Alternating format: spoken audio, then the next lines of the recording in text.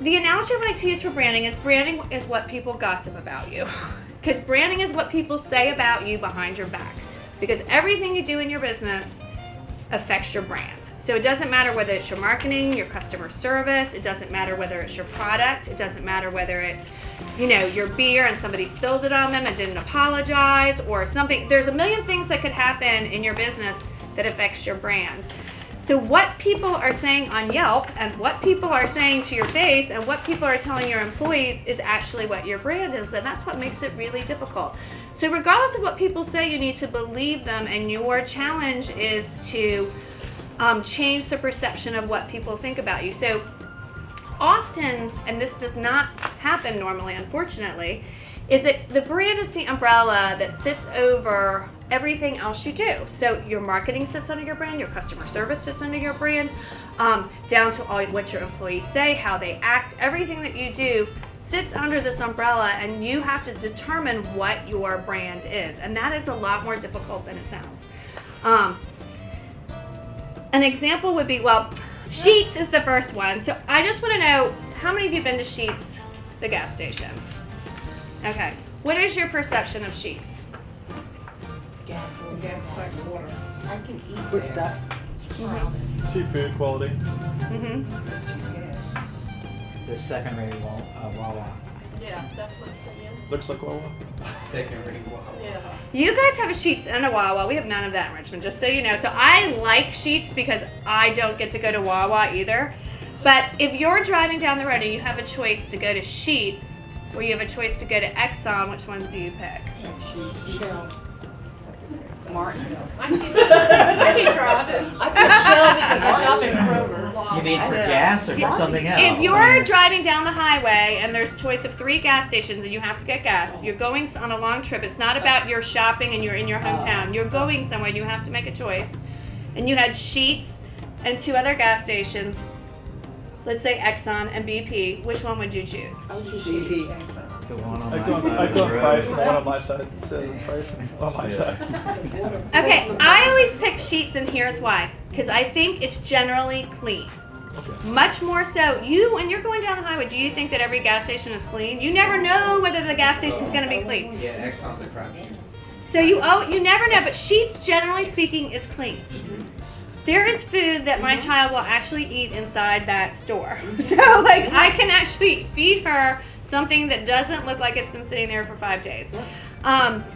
And you can get a lot of things done at one time while you're there. So you can get the food, you can get the gas, you can go to the bathroom, you can buy beer, whatever you need to do while you're at the Sheetz can happen. And that doesn't happen at every other gas station you go to. Some of them have outdoor bathrooms, some of them have no bathrooms, so you just don't know.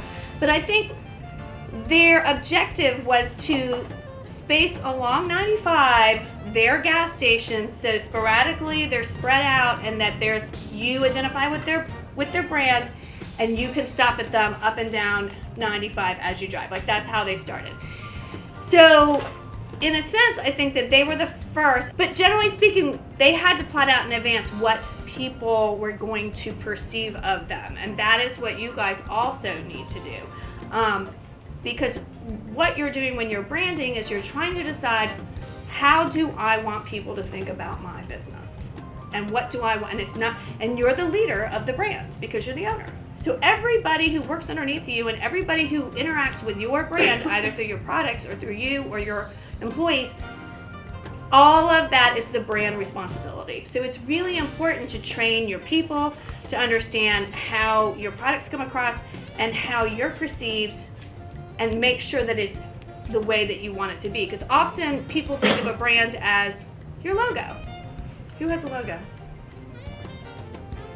Okay, about half. Right when you get started, that's the hardest thing, is you have to put together all of these materials in order to be in business. We all know this. So getting your business name and your logo, to me, are 2 of the hardest things that you have to do in the beginning. In speaking about the business name, I have had at least 5 clients sued. So, and usually I get them when they're sued. That's when they show up, because they're like, now I have to change everything I have. And so they have to go through a whole lot of rebranding, and it's really awful when you're when you already have a lot of product out with stuff on it that, now you have to change. So I worked with this artist for about 10 years. I've had my own business since 2001, and for 10 years I worked with artists, believe it or not. I love to have so much art. And my client's name was Mark Durham, and he was called Mad Studios, Mark Arnold Durham. And we put out this really cool coloring book that was cats and dogs. He was a pet portrait artist. And he was the first pet portrait artist in the United States. And the reason that's true is because USA Today said it in the newspaper that he was the first pet portrait artist. So now I'm like, when they say it, it's absolutely true. So that was like a gift from God to get a 1-color page spread in USA Today for this client. So we put out our coloring book and we get sued by Mad Magazine. So because we're not a comic, anything, we're a coloring book. So Mad obviously has a lot more money than Mad Studios, and we had to go through this, a lawsuit basically with them because they wanted us to drop the name, but legally you're allowed to have your name or your initials as your business name. So that's the only reason why we were able to keep the name, but we had to tweak the logo, and it ended up costing like $25,000 all said and done. They said our logo looks too close to their logo. You either have to do what they say or you have to fight it. Those are your choices. So, but I've had other people just basically, a business in California goes to Google themselves, they see your business, and you have the same name, and they have a trademark on it, and they have every right to ask you to change your name if you don't have your business trademarked. So that's where the difficulty lies, is that our global society now does not really allow for, small communities anymore, because once you go to look yourself up on Google, everybody sees all the businesses named similar to theirs. So rule number 1 is Google everything you think of that might be your business name, because you've got to see who has it and who, what the relevancy is to what you do and how close they are. For example, there's an apple cart in Canada, but because we're trademarked in the United States, that's not relevant to me. So, depending on, but just be very, very careful about your name, because you do not want to have to go back and change all the stuff that you've created, including your website, your logo, and everything else, because somehow you're not legal to use the name that you selected. And if you have, I would ask my attorney, if I were you, to do a search on it. Not necessarily a trademark search, because those do cost money, and you may not necessarily need to trademark your name depending on what you're doing, but at least to search it and see if there's any conflict involved. Any questions on that? If you decide to trademark your name, and I suggest if you're a brewery, then you should trademark your name, and you should also trademark your brands of beer, because as you grow, that's going to be really important. So anything that you're going to sell outside of this immediate area, and may even go regionally or nationally, those will need to be trademarked, those names, and then, and you may need to trademark your brands as well that you're creating. Okay, so when you understand your brand and how your brand speaks and represents itself, it's a lot easier to pick your markets and understand how to speak to your audiences. So your brand personality basically allows you to go and say, okay, here's my target market, here are the markets I'm going after, because I know that my brand is something that speaks to this specific demographic. So brands can be really quirky. Does anyone go to Trader Joe's? Did any of y'all ever shop at Trader Joe's? Love it. Trader Joe's has a very quirky brand, but you know how consistently they have their message. So everything along with how they market their products, and how they have the search for the stuffed animal, and how they speak, and how they have a very quirky vibe about them, and everything that they do includes that, and that is what their brand is. Okay, so when I go to Trader Joe's, what I like about it is that it's small. So unlike the football field where you're like, I forgot something and I have to go back, you can go up and down every aisle and pretty much do all your grocery shopping in a very small area. But you're right, you end up buying all the stuff that, I swear I would never even eat. I find it in my cabinets when I was cleaning out. I'm like, why did I buy this? Because it sounded interesting, and they paired it with something that was intriguing, that made you think, especially when they do that sampling, and then you can just pick it up and take it home and think, oh, I can't wait to try this, and then 2 years later I find it in my cabinet. But that's just smart branding and smart marketing altogether as far as a grocery store is concerned. So, when you think about your brand, you have to think about the voice that resonates from how you talk to people, how you write things down on your website, the copy that you use. Every way that you communicate indicates what your brand is. So this is why branding is actually much more complicated than people realize. So Stephanie and I, for example, started the Apple Cart is my second business, and we started it. We basically have been working together for 5 years. We met through the Small Business Administration, and I was the director of the Women's Business Center, and we had a commercial kitchen that was an incubator. So she was a chef, she ran the kitchen, and I ran the Women's Business Center, and we did different classes together.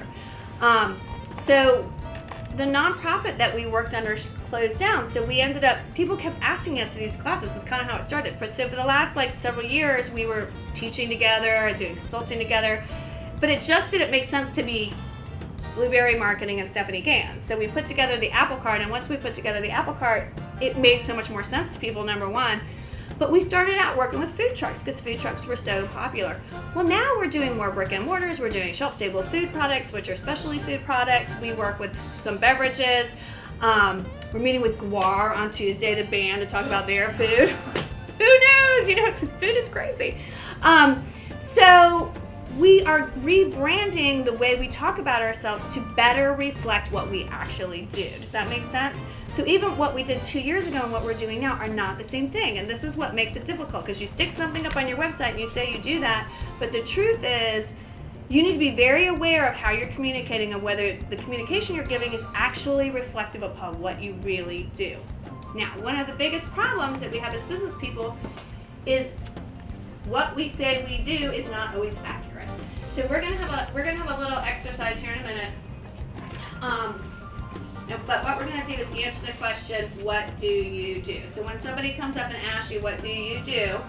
I say, I help start and grow food businesses, because that's what I do. It took me a long time to get to that short sentence, and I often refer to this book by Mark LeBlanc. It's called Growing Your Business. And it talks about a defining statement, which you could also call as a branding statement.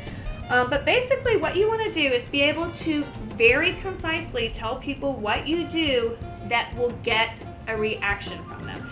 Before I said I help start and grow food businesses, I'd say I'm a consultant. Ends the conversation, nobody wants to talk to you, but nobody cares what a consultant does. But once you start talking about food, then they're interested in what kind of food, and then you can start that conversation. So often a branding statement or defining statement is the answer to the question, what do you do? But here's the difficult piece. It should be 7 words or less. And it should not have titles per se in it.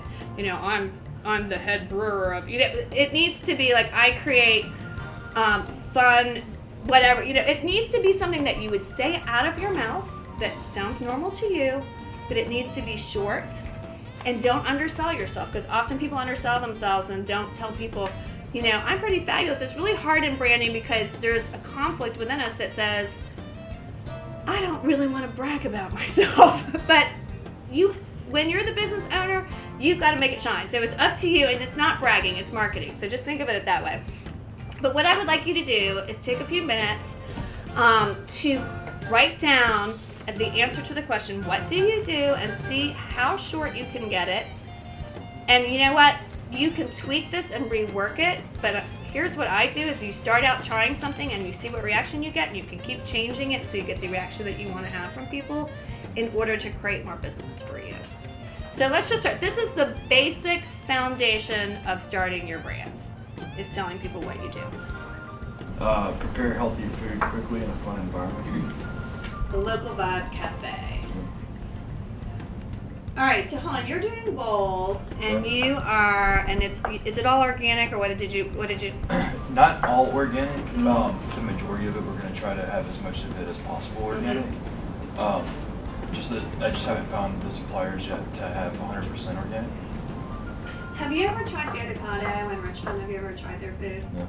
They've been a client of mine, and here's what's interesting is they do bowls, and they're in You know, basically, they have 3 different kinds, but all the fresh vegetables and whatever else you're gonna put in there, quinoa or whatever it is, they have different mixes, and you can ask them to delete or add something if you want. Like, oh, I need it to be vegetarian, I need it to be gluten-free, I need it to be this. But what's interesting about it is that they never call it healthy, they never call it vegan, and everyone in Richmond eats it, even children. But I think they take away that, even though it is healthy and it is vegan and it is gluten-free, Right. they kind of don't use the healthy descriptor words all the time because it really is just delicious healthy food or Right. delicious fresh food. Yeah. So sometimes I think like that sounds to me a little stiffer than what you are really doing because Right. you're really doing something much cooler than that. And your name is really cool. So like I think that you need to come up with something a little looser that will allow you like more of a conversation starter. Okay. But that's a good start. All right. And it was short. All right. And let's see. Diane. I coach and train in administrative leadership. Coach and train administrative leadership. 7 months. What do you really do though? Coaching and training. You problem solve in our school system is what you really do, and you're really doing it by going in and fixing problems that other people, our government, are not able to fix. Let's just be honest. Now you can't go around saying that because that wouldn't get you very many jobs, but saying something along that way where you're more of a problem solver and being able to see, and especially being able to see the big picture the way you do, like that is something that's really intricate into what you do. Like I always think about, you know, what I do doesn't seem that complicated. It's actually fun to me. But I know every single law about every single freaking food. You tell me what you're making, I can tell you who's going to regulate it and all this. So, like, I think the little tiny things that you know are the important things. Yes, I like that. That sounds like, and you know, people are like, since education is always such a big subject, that is a really good speaking point to start with because people will want to know more about what you do. And that is the whole goal of this. Is like to get people, and if you can get people to remember what you do in this defining statement, if that is the goal in life.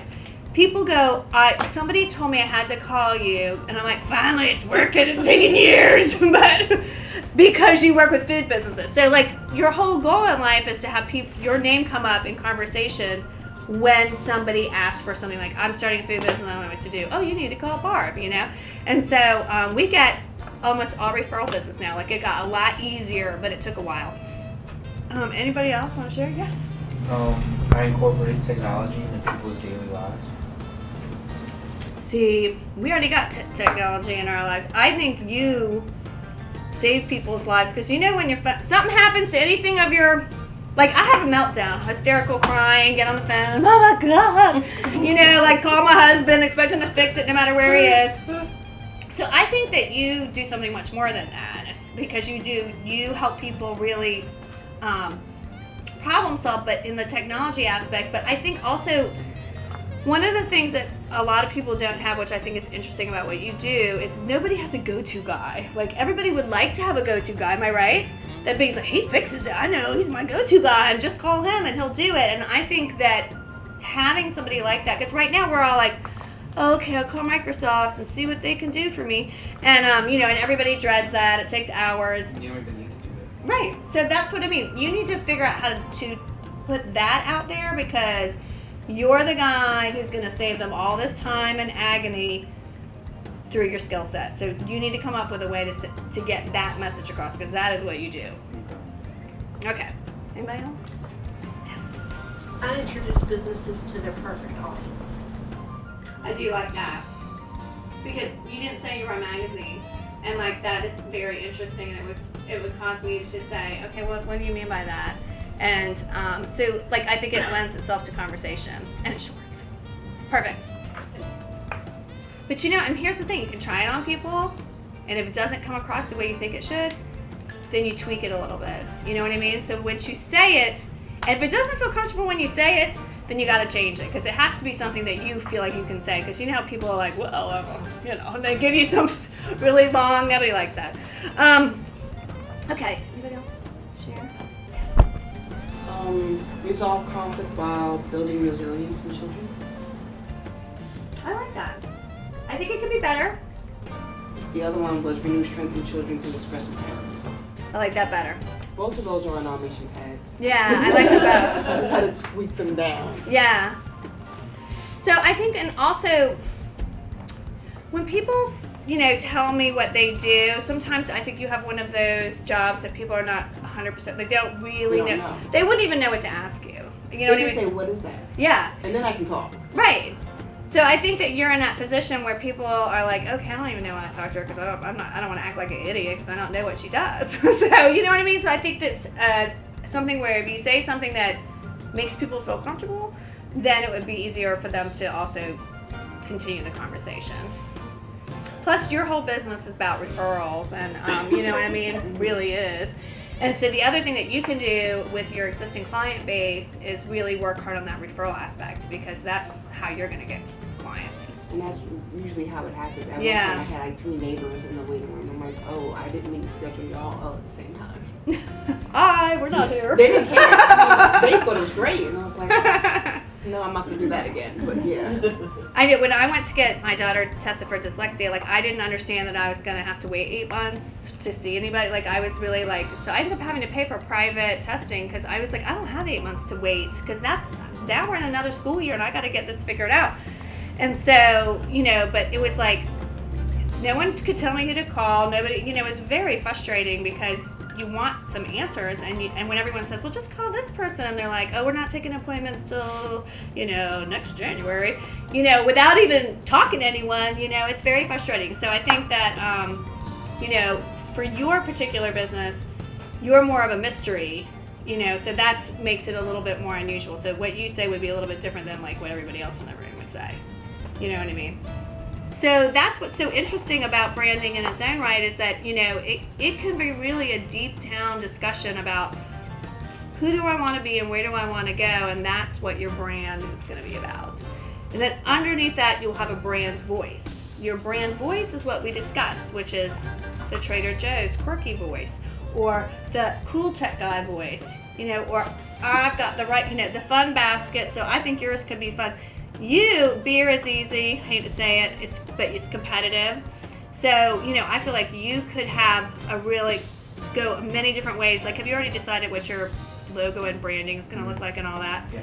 Okay, so I think that's really important. What you name your beer will sell it. So all of that stuff's going to go into your brand, and, it's going to make a difference.